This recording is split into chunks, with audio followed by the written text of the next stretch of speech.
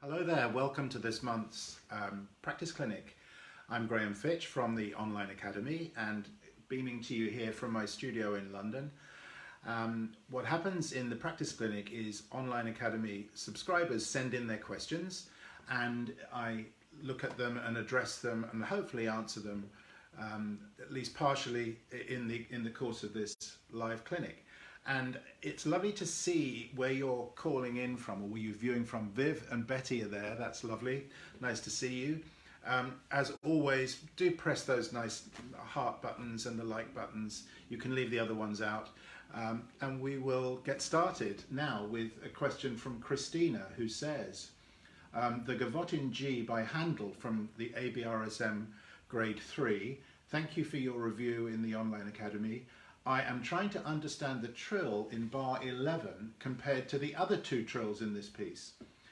And Christina goes on to discuss a little bit the difference between the trill that we find in bar 11 and the trills that we find in other two places. There are two others that are written in. I think the first thing to say about Baroque trills is that they start on the note, and they start, this is most of the time, I mean 99% of the time, they're going to start on the note, on the upper note, and they're going to start on the beat.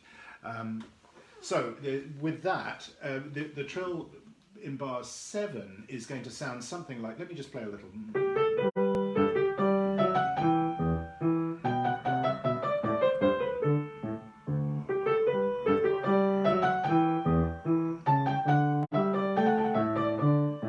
So the ABRSM has realized the trill, or suggested realization, in semiquavers, that's 16th notes. Let me play that slowly, and they've also suggested a fingering of 5-3-5-3.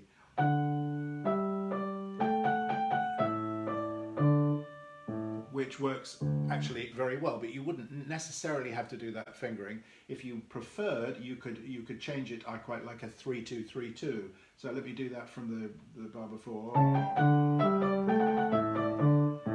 And you wouldn't have to do the trill measured like that. You could do it quicker and make a gap after it. Do you notice there I'm playing it very fast?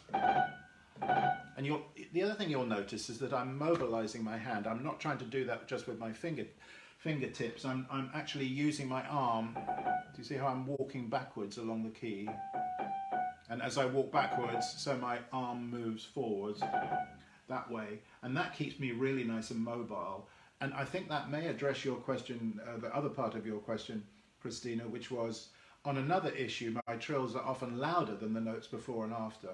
What practice methods can I use to keep the dynamics consistent? Well, I think two things. A trill will be an accent. It is a type of accent. It's either a harmonic accent or a rhythmic accent or a sonic accent, a sound accent. So I wouldn't worry if your trill stands out. It's designed to be accented in that sense. So I'm going to get to your question about bar 11 in just a second, I promise.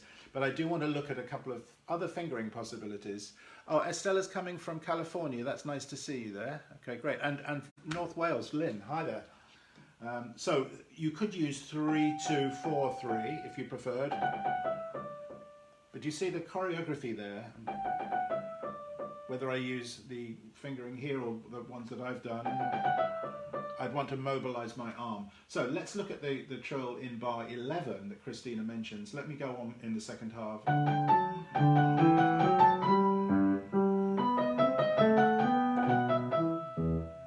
Now, because this particular trill happens on a quaver, that's an 8th note, the ABRSM has suggested starting it on the main note. I don't think it's just because of that. I think it's also because the upper note, if I were to start the trill on the upper note, what would happen is we'd actually do it more, that would be more correct from an orthodox Baroque standpoint. From a historically informed Baroque perspective, it's more correct to start it on the upper note,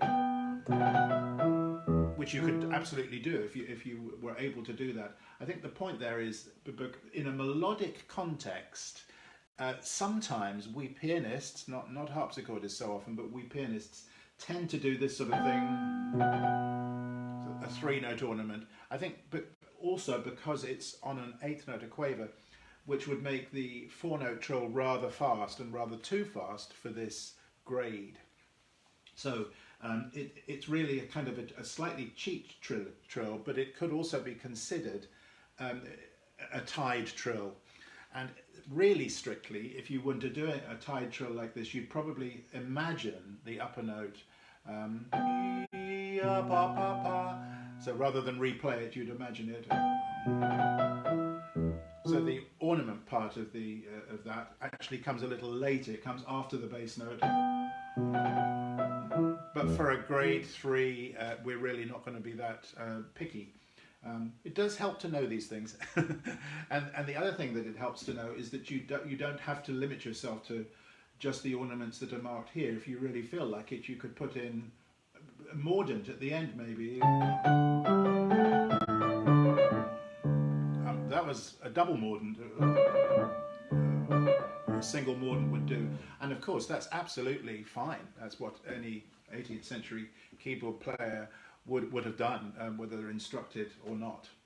So in terms of practicing them, Christina, I'm hoping that the mobility that I've shown you will make them feel easier so that you're not sitting there trying to struggle with finger lifting. It's the finger lifting with ornaments that often causes the problems. I hope that helps you anyway. The next question is from Dylan.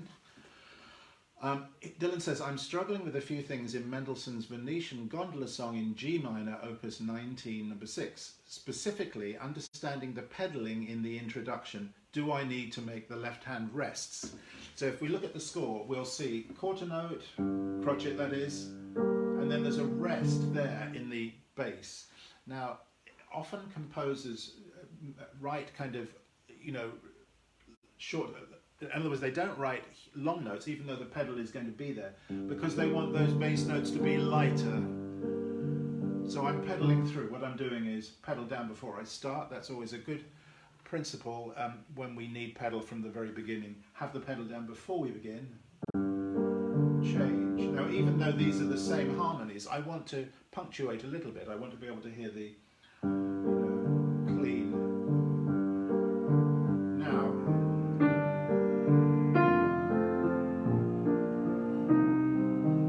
those notes on the top are written as dotted quarters, dotted crotchets, meaning that they're longer, they're heavier, weightier.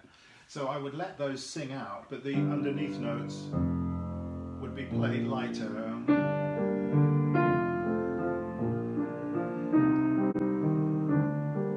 It would sound, I think, rather dumb to, well, not dumb, but choppy to do this. Now there I'm being very literal about those rests, but that doesn't sound at all, does it? It's interesting, why are gondola songs, Mendelssohn's gondola songs, always so sad? Gondoliers can't be very happy people by the feel for this. Maybe their customers don't tip them enough. Anyway, my condolences to them. But the next part of Dylan's question is this. The left-hand accompaniment from bar 7 is tense, awkward and unreliable. So that's another part of the question. That's this. And then the dominant 7th. Now I don't know if you can see what I'm doing. I'm going to remove my pedal so that I can show you what's going on here. Yes, Chia says I've played this piece before. It's lovely. And also, I can't see the name, I'm awfully sorry, my plant is covering up your name, from Indonesia. So what I'm doing here is I'm generating propulsion by the way I release, come up from my 5th finger. That's important here. If I go down into my pinky note, then I've got to lift up and then I've got to move here. But if I use an upward motion from my 5th finger up, that will generate propulsion across, or rather I can use the upward propulsion to go across. Do you see how that works? So I'm springing up from my pinky, spring land, and that movement is really free, really liberating in my arm. There's no way I can do it if I try and stretch it all out. So do not try and stretch it out. Don't have when you play your pinky note, don't have the thumb anywhere near the top position yet. And if you wanted to do a little bit of practice in the jumps, do you see what I'm doing here? just using my G as a springboard, the pinky note as a springboard to land here. So that takes care of the upward part of the movement. Now the lower part of the movement from 5 to 5, well, if you think about a two-note slur, if I were to slur 2, 5, 2, 5, do you see how I've got a down-up movement? Now let me replicate that same sensation with 5 to 5. And again, I can use a scale for this purpose. Make a little exercise out of this by taking, well, we're in G minor, let me take a G minor scale from pinky to pinky. Let's make it harmonic. Can you see there's a circular movement there? So effectively what I've got is small circles. And the other thing I'm sensing in my choreography is when I play this pinky, I come out, in, whoops, in. So I'm using a little bit more of the length of my key. And on the top of that, Mendelssohn writes this lovely, rather sad melody.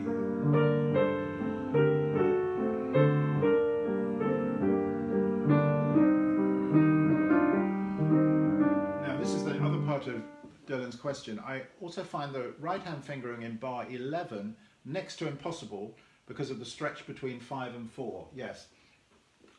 We don't need to use 5 and 4 as the short answer because I don't like that either, and I've got a big hand. I do not like playing 5 and 4 and then making a chord legato here, even though I'm very much in favour of connecting notes by hand in a legato context where it makes sense to do so, where it causes tension or creates awkwardness. There's always another way of doing it, which is to use the pedal. Actually, the edition that I'm using, and I did check out a couple of others, also have this rather uncomfortable 5-4, 5-3, and the idea behind it is because it's a legato line, we make these notes as legato as possible by hand. Yes, to a point, but I do not recommend doing it here. What I would do is 5-3, 5-3, and because the pedal's there, just change pedal on the C and the A. No need to make a big fuss about that. And if you really want, you can slide the third finger off the B flat. So I'm lifting pinky, sliding through if you want, but actually it works just as well. Do you hear a pair of clarinets there?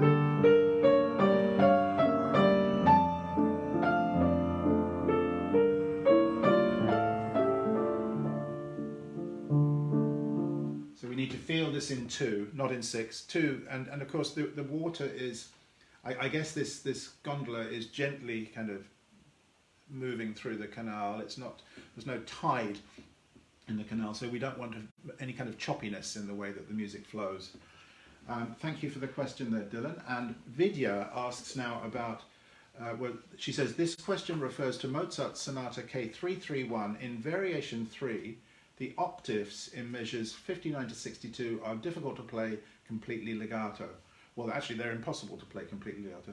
Can you please provide some suggestions on fingering and good technique for these measures? Right, Vidya, yeah, it's a really good question.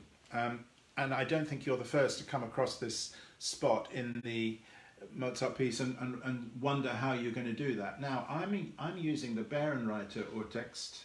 As it happens, I've got several different editions of Mozart sonatas on my shelf, but I quite like this because it factors in the new research that they found in recent years. They came across more information about this sonata.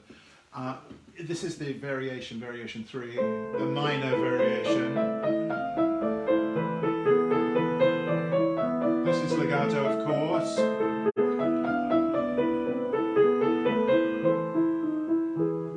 Here's the spot that Vidya is mentioning.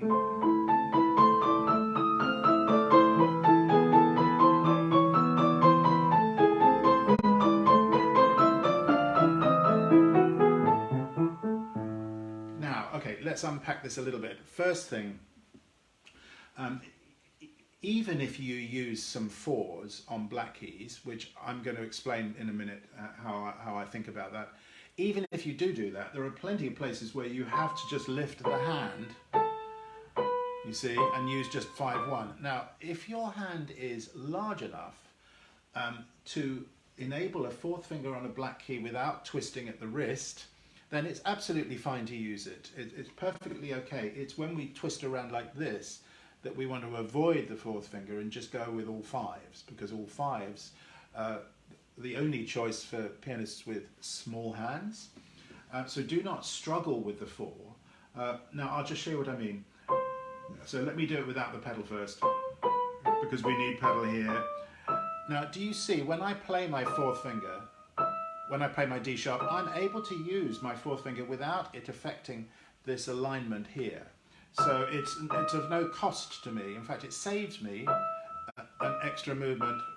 It's a little bit more economical to join, but you'll still see me coming up and then back out again to accommodate up and in for the black key, out. And again, that black key I can use a 4 on. And that one, sure. All of these, my hand will manage with no problem. In fact, all of these, now you could either do 4, 4, 5 or 4, 5, 5 and just slide off. I can also do that perfectly fine with a little bit of pedal and all fives. I'm now going to go to all fives just to show you.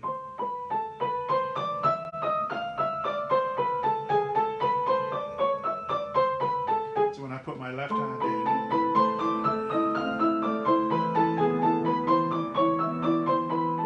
now it feels fine in my hand to do all fives as well.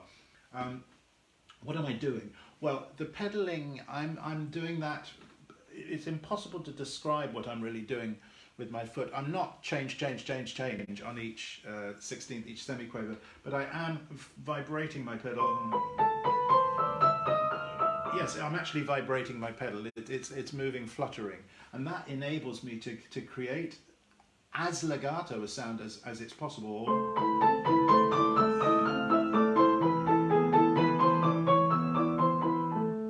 However, I do want to move on now to the practice ideas that I'm going to show you for octaves, and this kind of goes for any octaves that you come across. It's a very good idea to separate out the two lines. You've got a thumb line. Think of that as a separate entity from the pinky line at the top, or the 5-4 line at the top.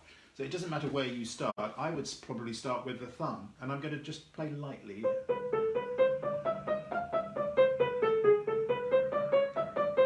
Now you won't be able to see this because my camera is not in the right place for it, but when I play a black key, I'm adjusting my position. The tip of the thumb just straightens out a little bit.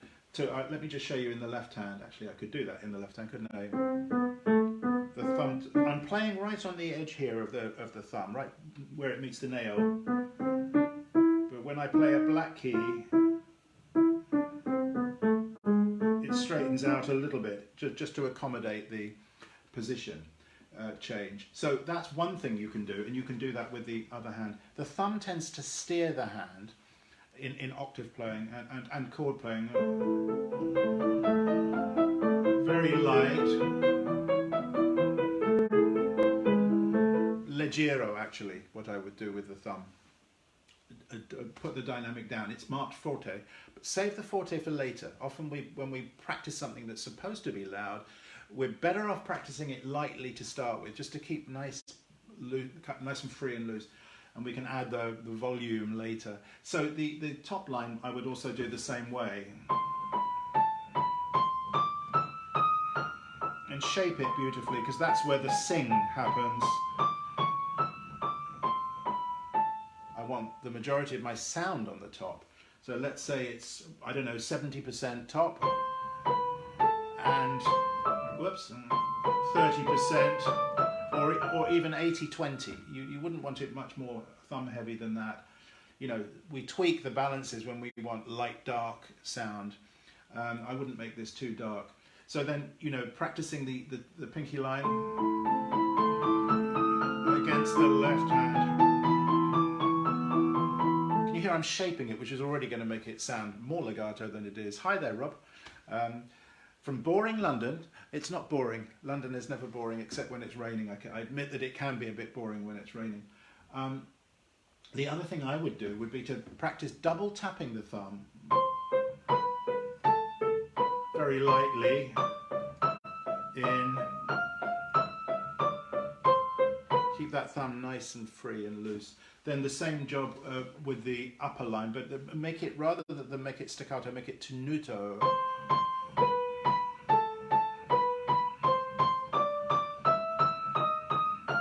And that feels very good. There's a firmness in my fifth finger. So yes, the pedaling, you would find little vibrations of the pedal would be the most helpful thing to do. And I think that's probably answered the question there, Vidya. Brad asks, Rachmaninoff's Etude-tableau in G minor, opus 33, number 8 or number 6 in earlier editions. This is number 8 in mine. Bars 26 to 29. I've been unable to get this section to my satisfaction, and I'm looking for new approaches to practicing. I find it becomes a mess, especially as I go on. Clarity of line, mushiness, inconsistent rhythm and accents. Any practicing advice would be greatly appreciated. Okay, well let me see if I can have a little look at this. Okay, I'm just being informed that even though my phone is plugged in, it's gone into low power mode, so I hope I last out. Okay, this is the spot.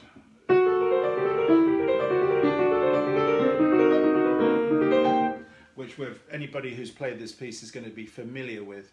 So, the first thing to say about it is the main line that we want to follow are the accented basses, which are all played with the fifth finger. Well, actually here maybe not 5, 4, 4. What a line! So that's where you're going to get the majority of your fortissimo from, just the first note of each group. Now I would suggest, again, as I did with the Mozart, practicing it not fortissimo very often. So that's the first thing. I'm going to show you a little bit without the pedal. I have found, actually this edition that I'm using, it's the Alfred edition, which is actually very nice. It's called Rachmaninoff Selected Works for the Piano, edited by Murray Baylor.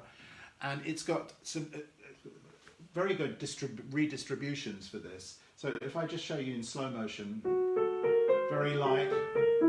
It's important here to know which hand is over and which hand is under. Now I wouldn't join this to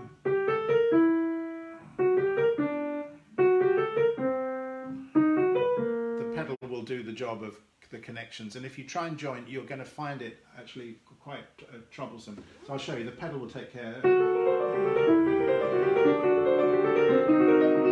And even though that is a good solid sound, my right hand is very light. And do you see how mobile the right hand is? I'm not trying to do that with my fingers, just with my arm, through my arm. So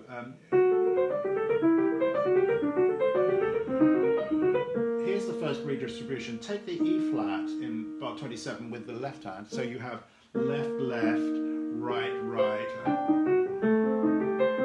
The same deal here. Left, left, right, right. And again here, left, left. The A flat will be taken by the left hand. Here as well, in bar 29, let me just show you what I would do here. I've changed it a little bit from what it has in the book here. Left, left, and then right.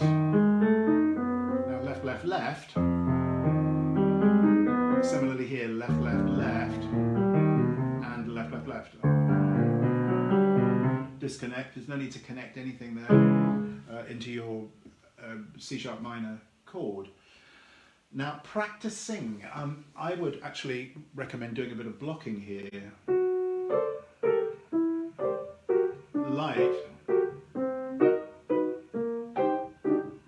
very light.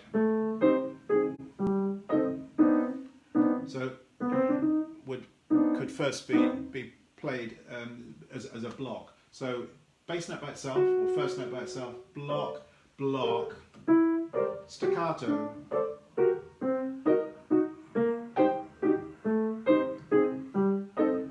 That's a very useful thing to do. Then, just groups.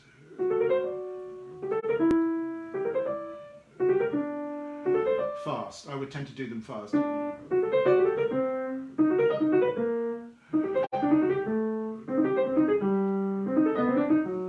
So I'm taking in a group of notes at tempo. You could also do this type of work. 4 notes fast, 4 notes slow, and then the other way around.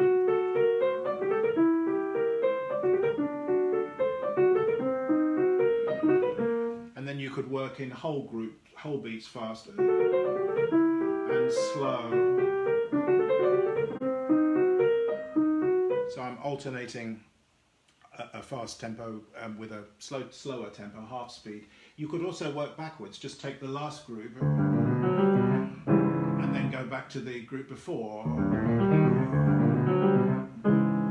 Notice I'm doing this very lightly with no pedal for practice. A lot of the time I would suggest practicing without the pedal because it just muddies up everything. And then when it comes to it, either a pedal that's legato, change, but you see I'm not fighting with my fast notes, these or these, just really light and loose, and maybe that explains, Brad, why you sensing mushiness. I think I probably have answered the question. I hope I have, but I would hate for my phone to die before I'd finished. So I'm going to thank you for watching now. That was the last question anyway. Thank you for watching, and it was lovely to see you, even though very small on my phone here. And I will look forward to seeing you for the July practice clinic next month. Thank you. Bye-bye.